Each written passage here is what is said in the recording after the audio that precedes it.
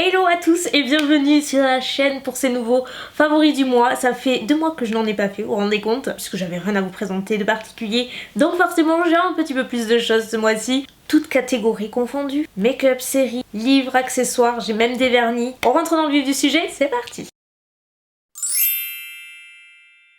Et comme d'habitude, on commence avec la partie teint et notamment de fond de teint. En fait, j'ai utilisé soit l'un soit l'autre ces derniers mois. Le premier, je vous en ai fait une revue, c'est le Bounce de Beauty Blender qui n'est pas encore sorti sur Sephora. Je vous avais dit qu'il sortait au mois d'avril puisque c'était l'info que j'avais à ce moment-là, mais c'est vrai que depuis, il est toujours pas sur le site. Donc j'espère que ça va pas tarder. Il vous intéresse vraiment, sachez qu'il est sur Cult Beauty, mais mon avis n'a pas changé depuis la revue. Je vous la mettrai en barre d'infos si vous voulez voir un test toute la journée du matin au soir avec ce fond de teint, mais il est vraiment très beau sur la peau. Il a un effet velouté, il est bien couvrant, facile d'application, il tient très bien, je n'ai eu aucun problème d'oxydation de quoi que ce soit. Si vous avez une peau mixte à grasse, vous allez l'adorer aussi, il est vraiment très beau. Et dans un autre style, moins cher, plus accessible et plus facilement trouvable et tout aussi beau, le Infaillible de L'Oréal. Je suis sûre que tout YouTube en a parlé maintenant. J'ai pris un petit peu le train en retard puisque dans ma grande surface ils avaient le fond de teint mais ils n'avaient pas ma teinte. Du coup je l'ai acheté quand je suis partie à Milan à l'aéroport. C'est la 140 beige doré. C'est celui que j'ai sur la peau actuellement, comme ça peut vous donner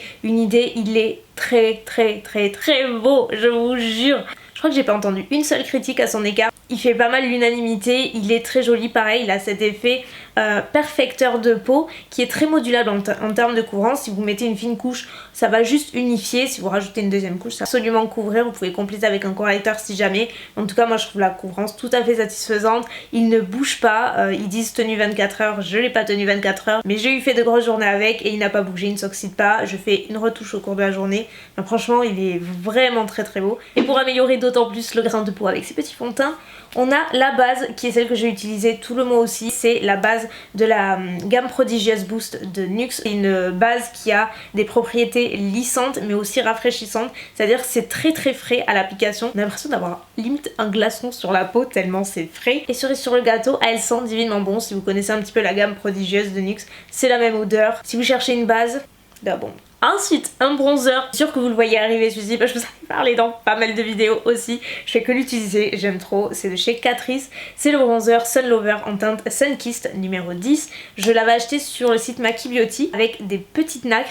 Alors il n'y a pas du tout de chunk de paillettes, c'est vraiment un fini satiné qui parfait votre peau, encore une fois, je vous l'ai dit, je sais pas ce qu'il y a à l'intérieur mais c'est de la magie, je vous jure, à chaque fois que je mets, j'ai l'impression que mon teint est d'autant plus beau, ça le lisse, je sais pas ce qu'il y a, je ne pourrais pas vous l'expliquer, mais je sais que c'est très beau appliqué, la teinte est parfaite, vous pouvez pas vous rater, il est très modulable, moi je l'utilise pour réchauffer le teint, il est vraiment très beau, franchement pour le prix, difficile de faire mieux. On passe aux highlighters. Bon là je suis désolée, j'ai pas d'option drugstore du tout, mais alors c'est des produits fabuleux, vraiment. Le premier n'est pas nécessairement nouveau, c'est de chez MAC, je l'ai acheté je pense il y a 2 mois, un truc comme ça. C'est le Whisper of Guilt, je vous l'ai dit, il est pas nouveau mais il est fabuleux. Bon vous le voyez, il est bien utilisé, je l'ai beaucoup utilisé. C'est un doré, mais voilà, c'est ce que j'appelle un highlighter. Je trouve qu'une fois appliqué, il a cet effet un petit peu humidifié, multidimensionnel qui est trop joli sur la peau. On reste chez les highlighters et là c'est probablement le produit le plus excitant de toute la vidéo, en tout cas pour moi. Je vous en ai parlé vite fait dans une vidéo récente. Vous savez quoi, le pire c'est que si j'avais fait cette vidéo le mois dernier, je vous l'aurais présenté dans les flops. C'est une palette Natasha Denona pour le teint que je me suis achetée parce que j'avais envie de tester. Mais au début j'ai pas du tout aimé. Déjà quand je l'ai ouvert j'étais très surprise des textures. Je trouvais que c'était hyper pailleté. Je me suis dit, moi qui aime pas les paillettes dans les highlighters, je me suis dit mon dieu. Bon, swatcher c'est une chose, appliquer la première fois, pareil, j'ai pas été transcendée en fait, c'était joli mais ça valait pas ce prix là, vous voyez. Mais je m'y suis un petit peu accrochée, je me suis dit quand même à, je pense, allez, pas loin de 80 € la palette, il faut faire plusieurs essais. Ce que j'ai fait, la meilleure des choses, c'est d'utiliser tous les highlighters, genre les superposer ou en tout cas au moins 2 sur 3 pour avoir un effet fabuleux. Vous voyez ? C'est la palette Diamond & Blush, j'ai la teinte Daria. La rangée du haut en fait il y a une petite vitre de protection puisque ce sont des textures crème.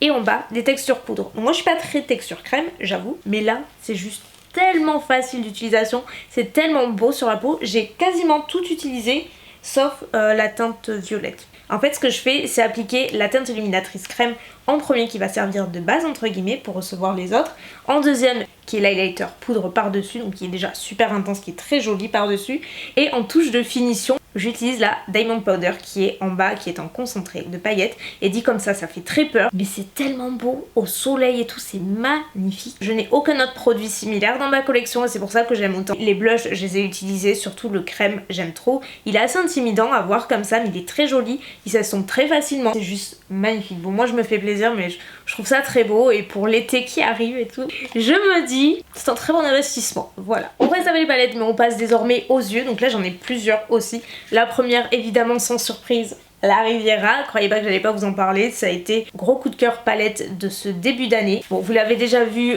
45 milliards de fois probablement. C'est une palette très colorée, mais comme vous le savez, là je suis dans ma période colorée, j'essaie de faire plein d'associations. Je reviendrai toujours au make-up neutre, au ton bronze parce que c'est je trouve ce qui me va le mieux et ce que j'aime le plus. Mais j'apprends véritablement à aimer de plus en plus la couleur et je trouve ça très joli. C'est un must si vous aimez les teintes ultra colorées. C'est très pigmenté. Je vais pas vous refaire un topo sur cette palette parce que je vous en ai fait une revue. Je vous ai présenté un dupe aussi qui est hyper intéressant, qui coûte tellement moins cher. Je crois que le dupe est à 11 € contre 50 la Anastasia. Donc autant vous dire que ça vaut le coup. Je vous la mettrai en barre d'infos si vous ne l'avez pas vue. Dans un même style chez NYX, la Off Tropic, je l'ai beaucoup aimée celle-ci. J'ai pas utilisé toutes les teintes mais une bonne partie. Ces deux là elles sont hyper pétantes et c'est notamment cette palette que j'avais utilisée dans un make-up où j'avais eu plein de questions et de demandes et je l'ai toujours pas fait sur Instagram. Je sais qu'il faut que je le fasse, mais c'est cette palette que j'ai utilisée, je vous mettrai la photo à côté. C'est vraiment une palette trop mignonne si vous avez envie de jouer un petit peu avec la couleur. Il y a du mat, il y a du satiné, il y a un petit peu toutes les textures. Je suis désolée, on revient chez Natasha Denona, mais j'ai aussi beaucoup aimé la Sunset. C'est la palette qui me ressemble le plus je pense en termes de make-up de tous les jours ou pas, parce que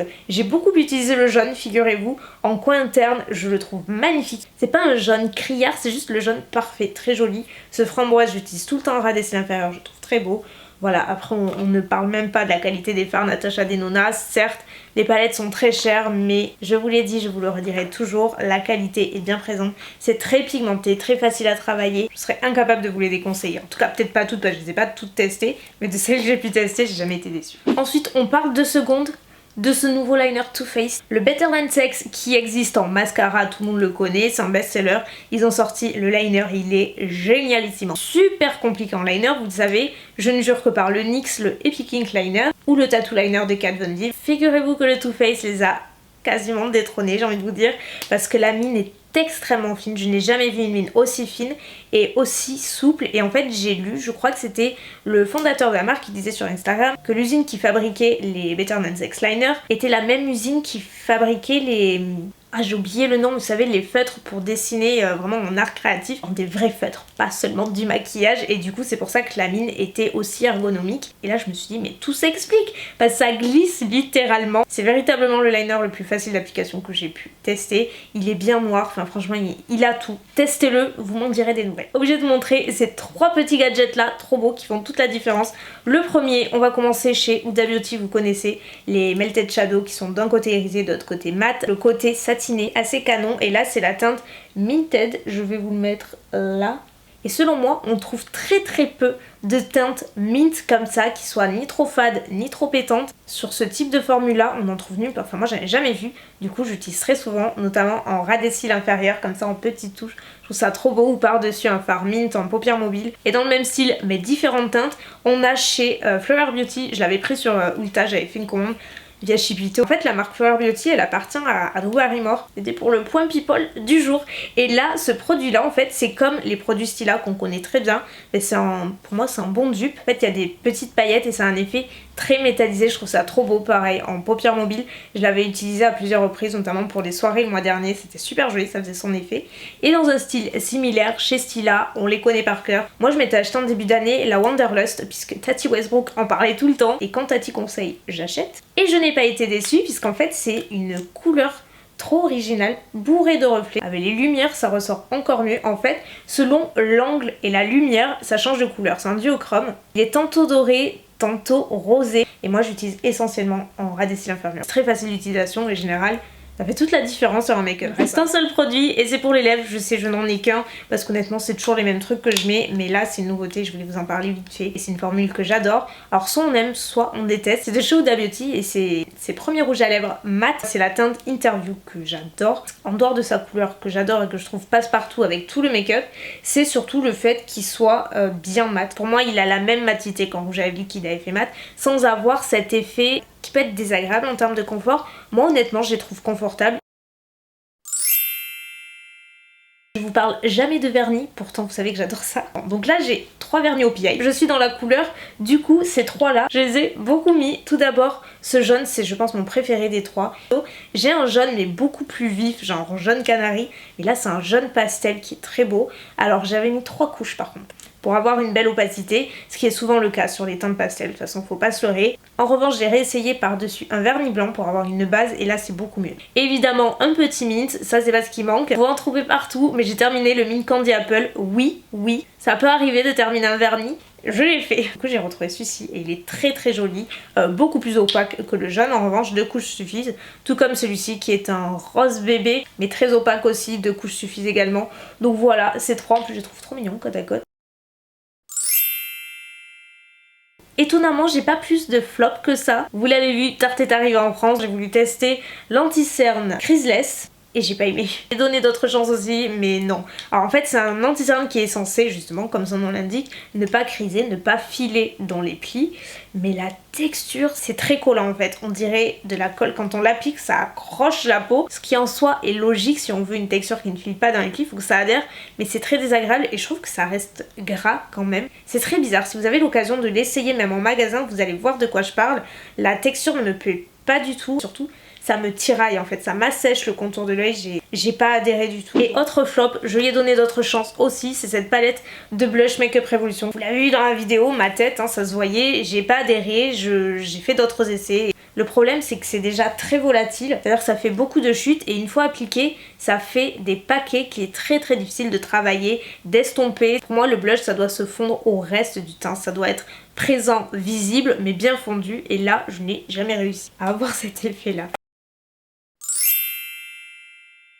On reste dans les favoris, mais autre catégorie un peu mélangée, complètement mélangée même. Je crois que c'est la première fois que je vous montre un sac dans mes favoris, mais celui-ci, j'allais dire j'aime trop, mais comme tous mes sacs. Celui-ci, je le trouve tellement cool pour la saison et je le porte vraiment beaucoup. Et apparemment, il vous a tapé dans l'œil aussi parce qu'à chaque fois que je le porte, j'ai des commentaires super cool.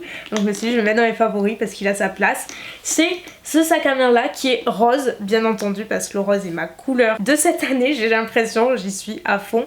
Et je n'avais aucun sac à main rose. C'est pas en avoir un jour, mais je trouve ça tellement joli et j'ai vu celui-ci chez The Couple. Il y avait toutes les couleurs, mon dieu. Il y avait un mint, mais tellement beau. Vous vous en doutez, j'ai beaucoup hésité entre les deux, entre le rose et le mint. Je savais pas lequel prendre. Je voulais faire un choix, donc j'ai pris celui-ci. Mais si par cas ça vous intéresse, il y avait aussi un jaune exactement la même couleur que le vernis. C'est vraiment très joli, c'est la pièce qui fait la différence. C'est le mini, il y a la version plus grande. Vous avez plusieurs compartiments et finalement on en y met bien plus que ce que j'imaginais au départ. Il est pas raide, franchement c'est ça que j'aime beaucoup, c'est que je déteste les sacs à main qui sont très raides. La hanche est large, elle est super belle, elle est réglable, vous pouvez le tenir soit en bandolière, sur l'épaule ou à la main. Enfin, franchement il est trop mignon, je l'aime trop. J'arrête de parler de sacs, moi vous pouvez me brancher dessus, je pourrais faire des vidéos sur les sacs à main tellement j'adore ça. Deuxième favori dans cette catégorie, toutes confondues, je ne pouvais pas ne pas mentionner mon petit bébé. Au cas où vous aurez pas vu la vidéo de mercredi, je vous invite à aller la voir déjà puisqu'il y a Mounette et que ça la concerne aussi beaucoup. Puisqu'on a sorti une bougie avec Jewel Candle qui s'appelle la bougie Infinity. C'est une bougie au parfum fruité mais avec une pointe de sucre à l'intérieur parce que ça nous correspond bien et qu'il fallait mixer à la fois les goûts de Mounette et les miens et je trouve que le mélange est juste parfait. Je vous ai pas dit le plus important. Bon, le parfum d'abord, mais c'est surtout que vous avez une paire de boucles d'oreilles à l'intérieur. Si vous connaissez le principe Jewel Candle, je vous l'explique plus, mais pour les autres, une fois que votre bougie brûle et qu'elle va commencer à baisser, au milieu en fait dans la cire est cachée une paire de bijoux. Donc dans la nôtre c'est une paire de boucles d'oreilles rose gold en plaqué. Il y a beaucoup de modèles et on en est très fiers. Donc voilà, pour moi c'était une évidence qu'elle soit dans ses favoris parce que depuis le temps qu'on plonge dessus, on avait hâte que ça sorte. Je voulais vous parler d'une lecture que j'ai adorée qui est déclinée en 3 tomes et je me suis régalée du premier au dernier. C'est drôle, touchant, émouvant à la fois, c'est un bon mix. Les personnages sont hyper attachants, j'ai adoré vraiment cette série. Ça s'appelle Secret défense d'aimer, donc vous avez le tome 1 jusqu'au tome 3 comme je l'ai dit. En termes de synopsis, c'est l'histoire de Sabine qui est une jeune militaire qui est mutée à Paris. Elle rêvait d'être dans le sud de la France, elle se retrouve à Paris donc elle est dépitée. Et en plus de ça, elle se retrouve à un poste qui lui plaît pas du tout où elle est archiviste dans les sous-sols où elle ne voit personne. Son job c'est aussi se plier aux ordres et aux exigences des soldats en fait pour qui elle travaille dans la cellule. Ils sont 3, ils ont une identité secrète et en fait leur boulot d'éliminer tous les dangers. Voilà, c'est des vrais soldats. Du coup le premier tome c'est vraiment basé sur Sabine qui intègre ce poste là et ces soldats qui sont hyper particuliers, très froids, qui ne rigolent jamais et au final en fait ils vont apprendre à se connaître et on va apprendre à connaître l'identité de chacun parce qu'il y a beaucoup de secrets. Je peux pas vous en dire plus sinon ce serait dévoiler le reste de l'intrigue et je veux pas ça. Donc voilà, je voulais vous le partager parce que super lecture. C'est la surprise pour moi parce qu'habituellement je suis pas très fan des spin-offs de séries. Rien ne vaut l'original pour beaucoup de choses et les séries s'en fait partie. Mais là est sorti le spin-off de Pretty Little Liars mais la version du perfectionniste je crois avec on retrouve le personnage de Mona et de Allison. Elle bosse dans un lycée, en fait on retrouve Allison qui est mutée dans ce lycée et là elle retrouve Mona qui bosse aussi. En fait c'est pas si différent de Rosewood puisqu'on retrouve les lycéens qui cachent beaucoup de secrets qui sont en apparence parfait alors que pas du tout. Il va y avoir dès le premier épisode un meurtre qui va être commis et là vous en doutez, Allison et Mona vont s'en mêler et j'ai adoré. Franchement pour le moment il n'y a pas beaucoup d'épisodes mais les acteurs sont vraiment bien, le synopsis est très cool, enfin on retrouve un peu la même ambiance que PLL. Pour moi c'est très réussi donc voilà, je voulais vous partager l'info. Rien ne vaut le retour de Game of Thrones évidemment mais bon on va pas s'éterniser dessus, je crois que tout le monde est saoulé, mais moi je suis très excitée. J'arrête de parler, mon dieu je suis désolée si ça dure longtemps, j'avais trop de trucs à vous partager donc j'espère que vous m'en voulez pas. Et puis de toute façon, retrouvez tout dans la barre d'infos comme d'habitude, si vous avez des questions n'hésitez pas. Et sur ce, moi je vous fais de gros bisous et je vous dis à mercredi pour la nouvelle vidéo. Bye.